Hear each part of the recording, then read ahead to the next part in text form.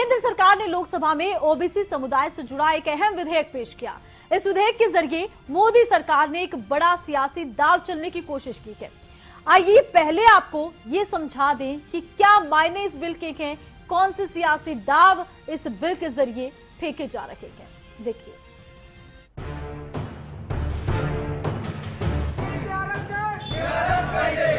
5 राज्यों के विधानसभा चुनाव से पहले मोदी सरकार का मास्टर स्ट्रोक। राज्यों को मिलेगा ओबीसी जातियों की लिस्ट तैयार करने का मौका। अगले साल यूपी, उत्तराखंड और पंजाब समेत देश के 5 राज्यों में होने वाले विधानसभा चुनाव से पहले मोदी सरकार ने ओबीसी आरक्षण को लेकर अपना बड़ा सियासी दांव चलाया। लोकसभा में मोदी सरकार ने ओबीसी आरक्षण के संविधान संशोधन विधेयक को पेश किया तो हर बात पर हंगामा करने वाले विपक्षी नेताओं ने भी एक मत होकर सरकार का साथ दिया। सरकार जिस ओबीसी आरक्षण का नया बिल लेकर आई है उससे क्या बदलने वाला है, सबसे पहले उस पर नजर डाल लीजिए। इस बिल के पास होने के बाद एक बार फिर राज्यों को पिछड़ी जातियों की लिस्टिंग का अधिकार मिल जाएगा। केंद्र सरकार जो संशोधन विधेयक लाई उसमें प्रावधान है कि राज्य सरकारें अपने यहाँ ओबीसी की लिस्ट तैयार कर सकें। यानी अब राज्यों को किसी जाति को ओबीसी में शामिल करने के लिए केंद्र पर निर्भर नहीं होना होगा। मतलब साफ है कि राज्य सरकारें अपने यहाँ किसी जाति को ओबीसी समुदाय में शामिल कर पाएंगे।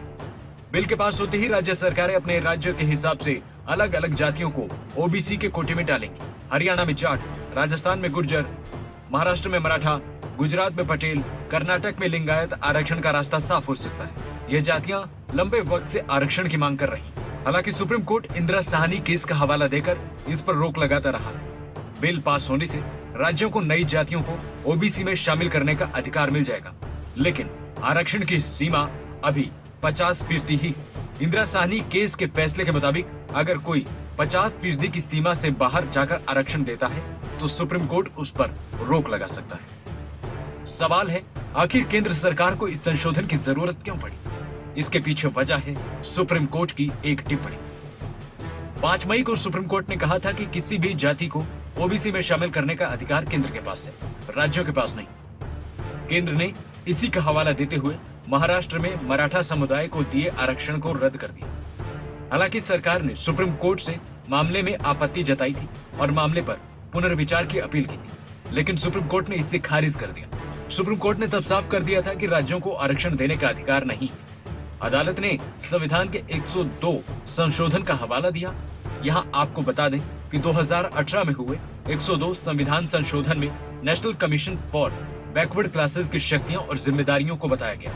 यानी संसद को पिछड़ी जातियों की लिस्ट बनाने का अधिकार ये देता रहा। सुप्रीम कोर्ट की इसी टिप्पणी से 2018 के संविधान संशोधन में बदलाव की कवायद शुरू हुई।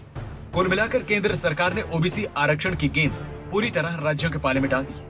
उत्तर प्रदेश, उत्तराखंड, पंजाब समेत अगले कुछ महीनों में देश के 5 राज्यों में विधानसभा चुनाव है। इसका असर राज्यों की सियासत पर भी पड़ेगा और बीजेपी समेत सभी पार्टियां आरक्षण के इस मामले को वोट में बदलने की कोशिश करेंगी। हरियाणा में जाट, गुजरात में पटेल और कर्नाटक में लिंगायत जातियों का प्रदर्शन सरकारें देख चुकी। ऐसे में इन जातियों को ओबीसी में शामिल कर सियासी ग्राउंड हर पार्टी मजबूत करना चाहेगी। न्यूज डेस्क रिपोर्ट, खबरें अभी तक।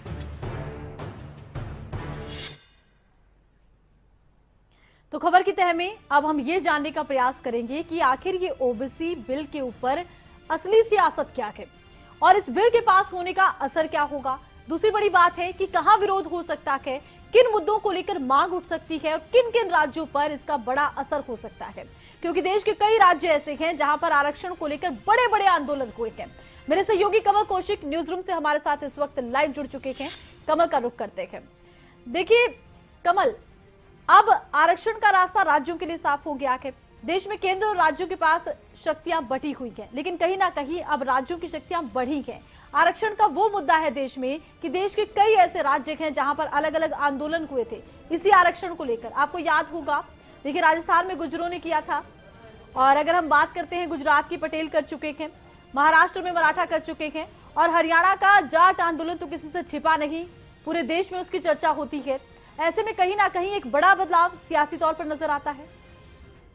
अब बिल्कुल ये राज्यों का अधिकार इसके बाद हो सकता है, और राज्यों का अधिकार होगा तो आपने ठीक कहा कि एक बड़ा बदलाव देखने को मिल सकता है, क्योंकि राज्यों पर निर्भर करेगा कि वो कितना अधिकार आरक्षण के तौर पर देना चाहते हैं ओबीसी को। और सबसे बड़ा एग्जाम्पल हाल ही में महाराष्ट्र का ही था, जैसा कि हमने रिपोर्ट में भी जिक्र किया था। सुप्रीम कोर्ट तक मामला गया, सुप्रीम कोर्ट में भी महाराष्ट्र सरकार को झटका लगा, उसके बाद पुनर्विचार करने के लिए भी कहा गया था। अब इस मसले पर जब विपक्ष हंगामा भी कर रहा है कि इससे ज्यादा का अधिकार भी देना चाहिए, इस तरह की बातें सामने आ रही हैं, तो ऐसे में केंद्रीय मंत्री वीरेंद्र कुमार ने भी जवाब दिया और ये तक कहा कि कांग्रेस को तो अधिकार नहीं है, क्योंकि 102वां जब संशोधन हो रहा था तो कांग्रेस के राज में हो रहा था और उसके बाद कांग्रेस ने क्या उस समय कुछ कहा, नहीं कहा। और अब जब ये संशोधन हो रहा है तो ऐसे में किस बिना पर ये विरोध किया जा रहा है, जबकि ये विरोध ना होकर समर्थन भी और समर्थन ना होकर विरोध भी है, क्योंकि विपक्ष को किसी न किसी मसले पर अपना यहाँ पर विरोध दर्ज करवाना होता है। इसलिए अब विपक्ष अपनी तरफ से सत्ता पक्ष को साफ तौर पर ये कह रहा है कि आपको थोड़ी तब्दीली इसमें और करनी चाहिए। लेकिन एक बात जरूर है कि अब जैसे कि राज्य को ये हक मिल जाएगा, केंद्र सरकार खुद हक दे रही है, तो ऐसे में अब महाराष्ट्र सरकार पर निर्भर करेगा कि वो क्या अब अधिकार देने जा रही है। सुप्रीम कोर्ट में जो बातें गई थी, अब क्या वो अपने फैसले के तौर पर कोई राहत दे सकती है ओबीसी वर्ग को, क्योंकि फैसला लेने का अधिकार स्वतंत्र कर दिया गया है, आजाद हो चुकी हैं राज्य सरकारें इस पर निर्णय लेने के लिए। बिल्कुल कमल, तो देखिए राज्य सरकारें आजाद हो गई हैं निर्णय लेने के लिए। अब एक बड़ा आंदोलन हरियाणा में हुआ था, जाट आंदोलन, एक बड़ी मांग रखी गई थी। क्या कहें कि अब एक बार फिर से वो मांग उठ सकती है? देखिए, मांग हमेशा से उठती रही है, बेशक ये मुद्दा अब ठंडे बस्ते में चला गया हो, कोशिशें लगातार जारी थी। और एक और बड़ी खबर दे दे दर्शकों को, बिल पास भी हो चुका है इस वक्त की एक बहुत अहम खबर है ये जो बिल है जिस पर लगातार चर्चा चल रही थी, ये बिल पास हुआ और ये बिल पास हुआ है तो अब चर्चा और जोरों पर होगी। जो बातें कही गई थी सदन के भीतर उस पर चर्चा होगी और ये एक कह सकते हैं कि ऐतिहासिक पल है राज्य सरकारों के लिए, क्योंकि राज्य सरकारों को अधिकार मिला है और इस पर चर्चा अब शुरू हो जाएगी। और चर्चा शुरू होगी तो ये पता चलेगा कि उसके बाद कौन किस तरह से विश्लेषण करता है इस पूरे मसले का। एक अधिकार, एक बड़ा हक राज्य सरकार को दे दिया गया है। तो इसमें एक बात और भी अहम है, एक बात यह है कि विरोध में एक भी वोट नहीं है। ये बहुत बड़ी बात है कि विरोध में एक भी वोट नहीं है और ये मजबूरी कह लीजिए जो दल है, राजनीतिक दल है उनकी, या कुछ भी कह लीजिए, क्योंकि ये ओबीसी वर्ग वो वर्ग है जो सत्ता बनाता भी है, पलट भी सकता है किसी भी राज्य में, क्योंकि उनकी संख्या आपको मालूम है कितनी ज्यादा है। उत्तर प्रदेश में चुनाव है, विधानसभा चुनाव से पहले अगर केंद्र सरकार, एनडीए सरकार ये बड़ा कदम उठाती है तो आप अंदाजा लगाइए आरती की कितना बड़ा ये फैसला है। अपने आप में ऐसे 5 राज्य हैं जहां पर की विधानसभा चुनाव आने वाले हैं और यूपी देश का सबसे बड़ा सूबा, असर जरूर होगा इस बिल के पास होने के बाद और कहीं ना कहीं राजनीतिक फायदा लेने का भी प्रयास होगा। कमल, बिल्कुल बिल्कुल, देखिए क्यों नहीं कहेंगे, क्योंकि आपकी सरकार में, आपकी केंद्र सरकार ने ये कहा है और कोशिश करेंगे वो तस्वीर हम दिखाएं सदन की, हम सदन में ले जाने की भी कोशिश करेंगे दर्शकों को कि वहां पर वोटिंग हुई अभी और एक भी विरोध में वोट नहीं पड़ना ये बताता है आरती। इस पर बार बार चर्चा होगी और जिक्र होना चाहिए। आपने ठीक कहा कि इसको बार बार प्रचार के तौर पर कहा जाएगा। जब यूपी चुनाव में बीजेपी उतरेगी, योगी आदित्यनाथ की सरकार की बड़ी परीक्षा है और ऐसे में केंद्र सरकार, खुद प्रधानमंत्री नरेंद्र मोदी जब जाएंगे यूपी चुनाव में प्रचार करने के लिए, इस बात का जिक्र होगा कि देखिए राज्य सरकार अपनी मजबूरी बताती थी, हमने उस मजबूरी को खत्म कर दिया। ये अधिकार राज्य सरकारों का है। देखिए बिल पास हो गया है और एक भी वोट विरोध में नहीं पड़ना बड़ी बात है। इसी खबर पर ज्यादा अपडेट के लिए हमारे साथ जुड़े हैं खबरें अभी तक के संपादक नासिर का रुख करते हैं। देखिए नासिर, ओबीसी संशोधन बिल पास हो गया है, एक भी विरोध में वोट नहीं पड़ा है, एक बड़ा सियासी दाव से देखा जा रहा है। देखिए, मजबूरी जिस तरह से आप लोग चर्चा कर रहे थे और इस वक्त ये बहुत अहम बात है कि कोई बिल और एक ऐसे वक्त में पास हो जाना संसद में जब संसद का मॉनसून सत्र पूरी तरह से हंगामे की भेंट चढ़ चुका हो, जब संसद में कई अहम मुद्दों पर चर्चा नहीं हो पा रही हो, वहां जब इस बिल पर चर्चा की बात आती है तो बड़े आराम से चर्चा भी होती है और बहुत ही अच्छे तरीके से विपक्ष के नेता भी इस पर बोलते हैं, सदन में विपक्ष के नेता भी बोलते हैं और आखिरकार वो बिल पास हो जाता है। और सबसे बड़ी बात ये इस खबर में जो हम लगातार दिखा रहे हैं कि एक भी वोट इसके खिलाफ नहीं गया है, एक भी वोट इसके खिलाफ नहीं गया है, ये बड़ी बात है। और इसका अंदाजा सीधी सी बात है कि हमारे देश में जहां पर वोटों की तमन्ना ज्यादा होती है, जहां पर वोटों से रिगार्डिंग कोई फैसला लेना होता है तो बहुत हद तक उसमें बड़े आराम से वो फैसले हो जाते हैं। लेकिन फिर बहुत से लोग इसमें किसानों की बात भी कर सकते हैं कि किसान भी तो वोट देते हैं, किसानों को लेकर कोई इतना आसानी से फैसला क्यों नहीं हो रहा। तो वो कहीं ना कहीं कुछ टेक्निकल बातें हैं, वो वहां पर जिदों की बातें आ चुकी हैं। बिल्कुल एक तरफ जातिगत किसान भी वोटों जिस की पर है, बात है दूसरी तरफ नासिर जी, सरकार कहीं ना भी जिस कहीं पर कह है। सकते हैं कि ये जो जातिगत वोट की राजनीति है वो हावी हो जाती है। बिल्कुल, और इसमें कोई शक नहीं है कि आने वाला वक्त इलेक्शन का वक्त है और उत्तर प्रदेश जैसे प्रदेश में, राज्य में इलेक्शन है और वहां पर जातिगत जो वोट है वो बहुत ज्यादा असर करता है चुनाव के अंदर। और अब बिल्कुल। कानून बनने के बाद महाराष्ट्र में मराठा, गुजरात में पटेल, हरियाणा में जाट समुदाय, कर्नाटक में लिंगायत समुदाय को ओबीसी वर्ग में शामिल करने का मौका मिल सकता है। और जाहिर सी बात है कि आने वाले जो दिनों में कई राज्यों में जो सियासत की सुई है वो अब ओबीसी कल्याण और इस सूची के इर्द गिर्द घूमेगी और इसी को लेकर बहुत सी चर्चाएं होंगी। और ये भी सरकार कहेगी कि देखिए हमने ओबीसी बिल भी पास कराया। बिल्कुल, और चुनावी वादे भी अब कहीं ना कहीं इस बिल के चारों ओर घूमेंगे। हर पार्टी इसको लेकर वादे जरूर करेगी कि देखिए अगर हम सत्ता में आते हैं तो ओबीसी में इस जाति को ले आएंगे। बिल्कुल, और कमल जी हमारे साथ लगातार जुड़े हुए हैं।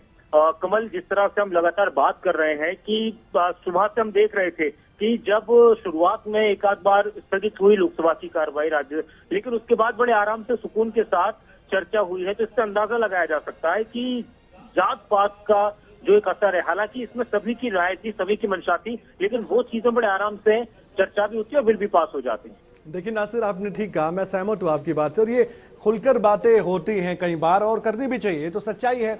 अब ऐसे में 3 कृषि कानूनों को लेकर, खेती को लेकर हंगामा होता है। जब ओबीसी बिल की बात आती है, इसको लेकर लगता है कि वोटों की खेती बोई जा सकती है और अच्छी फसल काटी जा सकती है वोटों की, तो इसके बाद कोई भी राजनीतिक दल एक शब्द नहीं बोलता है, विरोध दर्ज करवा दिया जाता है ताकि हम ये कहें कि हम तो और भी ज्यादा हितैषी हैं ओबीसी के। वो कह रहे थे कि 50% से ज्यादा ये कैप नहीं होनी चाहिए, ये भी एक जिक्र किया गया था विपक्ष की ओर से। इसमें एक चीज कमल मुझे ये भी लगती है कि अब आने वाले वक्त में, जैसे हमने हरियाणा में देखा है और जगहों पर देखे आंदोलन, अब राज्य सरकारों पर एक दबाव बढ़ जाएगा ओबीसी को लेकर, ओबीसी को इस लिस्ट में शामिल करने को लेकर, चाहे वो हरियाणा में जाट समुदाय की तरफ से हो, चाहे वो महाराष्ट्र में मराठा हो, गुजरात में पटेल हो, क्योंकि अभी तक ये लगता था कि केंद्र के हाथ में है सारी चीजें और अब राज्यों को ये ताकत मिल जाएगी और फैसले लेने की शक्ति मिल जाएगी। बिल्कुल आपने ठीक कहा, प्रेशर, एक दबाव बनेगा राज्य सरकारों पर। और यहाँ पर राज्य सरकारें आगे क्या करती हैं, आपने ठीक कहा, हरियाणा का भी जिक्र आरती ने किया था, राजस्थान का जिक्र किया, गुजरात का किया, महाराष्ट्र का देखिए आप, उनके लिए भी वो चाहते हैं कि मिले, इसमें कोई दो राय नहीं है। महाराष्ट्र सरकार ने किया, सुप्रीम कोर्ट में मामला गया, अधर में लटका, लेकिन अब क्या होगा नासिर, ये मैं आपसे भी जानना चाहता हूं कि अब आगे क्या डगर रहने वाली राज्य सरकार। जी, अब इसमें कमल देखिए, जो ओबीसी संशोधन बिल पास हुआ है, इसमें एक बार फिर से जो हमने जिस तरह से जिक्र किया कि राज्यों को जो पिछली जाति ओबीसी जिनको कहा जाता है उसमें लिस्टिंग करने का अधिकार मिल जाएगा। और इसमें जो संविधान का आर्टिकल 342 है उसमें संशोधन किया गया और इस आर्टिकल के साथ ही 338 भी और 366 में भी संशोधन हुए। अब इस बिल के पास होते ही राज्य सरकार अपने राज्य के हिसाब से अलग अलग जातियों को ओबीसी के कोटे में डाल सकेंगी, लेकिन वही आरक्षण की सीमा 50% होगी। जिस तरह से मैंने पहले जिक्र किया था, जो बड़े आंदोलन हुए और बड़े ओबीसी की बात की जाए जो लगातार मांग कर, उसमें हरियाणा में जाट समुदाय, राजस्थान में गुज्जर, महाराष्ट्र में मराठा, गुजरात में पटेल, कर्नाटक में लिंगायत, इनके आरक्षण का रास्ता साफ हो सकता है क्योंकि ये लंबे समय से जातियां आरक्षण की मांग कर रही हैं ओबीसी के तहत। और अब तो और दूसरी बात यह है कि 50% के बाहर जाकर अगर आरक्षण दिया जाता तो सुप्रीम कोर्ट इस पर रोक लगा सकता है। इस वजह से कई राज्य इस सीमा को खत्म करने की मांग कर रहे हैं। अब अभी बहुत से रास्ते और आसान हुए और भी हो सकते हैं, लेकिन आने वाले वक्त में अब एक बार फिर से हम ओबीसी में शामिल करने को लेकर जातियों के आंदोलन और उनके प्रदर्शन देख सकते हैं। बिल्कुल प्रदर्शन देख सकते हैं, यही एक बड़ी बात है। और बहुत जल्द हो सकता है कि हरियाणा में एक बड़ा आंदोलन जाट आंदोलन के नाम से हुआ था और इस आंदोलन को लेकर भी हो सकता है एक बार फिर से सुबुगाहट तेज हो। नासिर, बिल्कुल, इसमें देखिए मेन चीज क्या होती है कि कानून की जब बातें होती है, जब कानून किसी चीज के आड़े आता है तो फिर कहीं ना कहीं लोगों की जो आवाजें होती हैं, उनकी जो प्रदर्शन होते हैं, धरने होते हैं, वो एक तरीके से बहुत पुरजोर तरीके से शुरुआत होती है, लेकिन जब कानून की और सुप्रीम कोर्ट की बात आती है तो फिर उस वजह से थोड़ा उनको थमना पड़ता है, रुकना पड़ता है। लेकिन अब विपक्ष ने भी इसका समर्थन किया और वो पास हो चुका है। तो अब जिस तरह से कानूनी दायरा मिल चुका है, लोकसभा से वो पास हो चुका है, सरकार ने उसको पास कर दिया, विपक्ष ने उसमें सहयोग किया है, बिल को लाया गया, लोकसभा से उसको पास हो गया सदन से। तो अब यहाँ पर जो हम बात कर रहे थे कि अब एक बार फिर से आवाज उठेगी, वो आवाज उठ भी रही थी, लेकिन अब पुरजोर तरीके से उठेंगी। पहले केंद्र के पास और सुप्रीम कोर्ट की बातों को लेकर कह दिया जाता था कि ये हमारे हाथ में नहीं है, राज्य सरकारें कह देती थी, लेकिन अब ये राज्य सरकारों के हाथ में आ चुकी हैं चीजें। तो कहीं ना कहीं अब राज्य सरकारों पर दबाव बढ़ेगा और देखना होगा कि अब किस तरह से इसको लेकर आंदोलन होते हैं, धरने होते हैं और उसका असर क्या पड़ता है। बिल्कुल, ये देखना होगा असर क्या पड़ता है। एक और बात है, देखिए नासिर, कि देश में कई राज्यों में अब चुनाव है, विधानसभा चुनाव है, उस लिहाज से क्या विधानसभा चुनाव से पहले कुछ घोषणाएं भी देखने को मिल सकती हैं, या फिर ये कहें कि विधानसभा चुनाव के लिहाज से जो मैनिफेस्टो होंगे उसमें भी इसका जिक्र हो सकता है? देखिए, अभी उत्तर प्रदेश की अगर हम बात करें, उत्तराखंड की बात करें, इन दो राज्यों की खासतौर से बात करें, पंजाब की हम बात करें, तो वहां पर खास तौर से ओबीसीज में शामिल करने को लेकर किसी जाति का बड़ा प्रदर्शन नहीं देखने को मिला है। लेकिन कहीं ना कहीं जो दूसरे आने वाले वक्त में जो राज्य हैं, जिसमें हरियाणा की बात की जाए, गुजरात की बात की जाए, महाराष्ट्र की बात की जाए, वहां पर चुनाव से पहले उन जातियों को जो मांग कर रही है आंदोलन की, उनको शामिल किया जा सकता है और अपना वोट बैंक साधने की पूरी कोशिश हो सकती है राज्यों की तरफ से। और कहीं ना कहीं जहां पर बीजेपी की सरकार होगी उसका बेनिफिट बीजेपी को मिलेगा, जहां कांग्रेस की होगी उसको कांग्रेस का मिलेगा, जहां गठबंधन की सरकार होगी उसको गठबंधन को बेनिफिट मिलेगा। महाराष्ट्र में मराठा समुदाय की अगर बात की जाए, या फिर हम हरियाणा की कर रहे हैं जाट समुदाय की, गुजरात में पटेल समुदाय, तो ये राज्य सरकार ओबीसी में शामिल करके एक बड़ा दाव यहाँ पर उनकी तरफ से लगाया जा सकता है। लेकिन साथ में दूसरी जातियों की जो बात हुई, दूसरी जातियों को साधे रखना भी एक बड़ी चुनौती होगी सरकारों के लिए, कि ओबीसी में उन जातियों को जो प्रदर्शन कर रहे हैं, आंदोलन की मांग कर रहे हैं, अपनी जाति को शामिल करने की मांग कर रहे हैं, उनको अगर शामिल किया जाए, दूसरी जातियां जो हैं उनको किस तरह से साधा जाएगा, ये भी अब टेक्निकल चीजें सरकारों के जहन में होंगी। बिल्कुल, सियासी दाव अब ओबीसी बिल के पास होने के बाद सामने आ रहे हैं और हो सकता है कि बहुत सी बड़े बदलाव इसको लेकर देखने को मिले। देखिए कमल, इस बिल के पास होने के बाद राज्यों पर असर होगा और हो ये भी सकता है कि कुछ बड़े आंदोलन देखने को मिले, हो ये भी सकता है कि कुछ बड़ी घोषणाएं होने को हों।